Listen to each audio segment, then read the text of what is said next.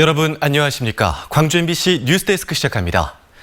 5.18 민주화운동 40주년 기념일이 다가오고 있는 가운데 5.18 진상조사위원회가 밝혀야 할 핵심 과제는 최초 발포 명령자를 찾는 일일 겁니다.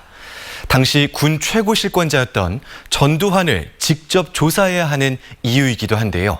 5.18 진상조사위원회는 전두환의 소환 조사를 추진한다는 계획입니다. 남구은 기자의 보도입니다.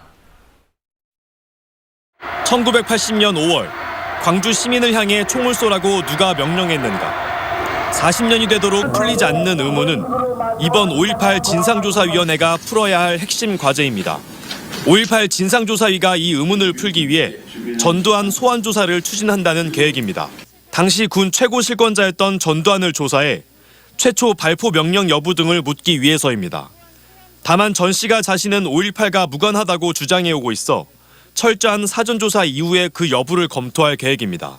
전두환 씨에 대한 조사는 피할 수 없는 대상이다. 반드시 이 조사가 필요하다고 움직일 수 없는 그런 증거들, 직접 증거나 간접 증거들을 확보하는 일들이 전 씨의 행적과 관련해 증언을 한 사람들에 대한 조사도 논의될 전망입니다.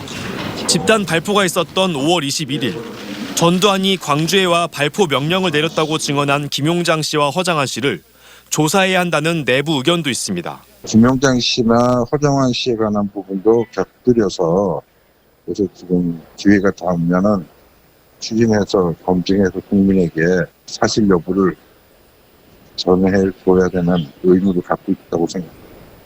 다만 증인이 출석을 거부할 경우 강제할 수단이 없는 점은 조사위 권한의 한계로 꼽히고 김용장 씨는 외부와 연락이 닿지 않는 상태로 알려져 조사가 이뤄질지는 알 수 없습니다. 이 같은 5.18 진상조사위의 본격적인 조사는 이달 12일부터 시작될 예정입니다. 5.18 진상조사위는 조사 준비를 마무리 짓고 5월 11일 전원위원회에서 조사 개시 명령을 의결할 계획입니다. 조사 개시가 결정되면 세계 분과가 맡고 있는 주제별 조사와 증인 조사가 본격적으로 시작됩니다. 5.18 40주년을 앞두고 본격적인 활동에 들어가는 5.18 진상조사위. 5.18을 향한 왜곡과 폄훼를 끝맺을 수 있는 진실이 담긴 조사 결과를 국민들은 기대하고 있습니다. MBC 뉴스 남궁욱입니다.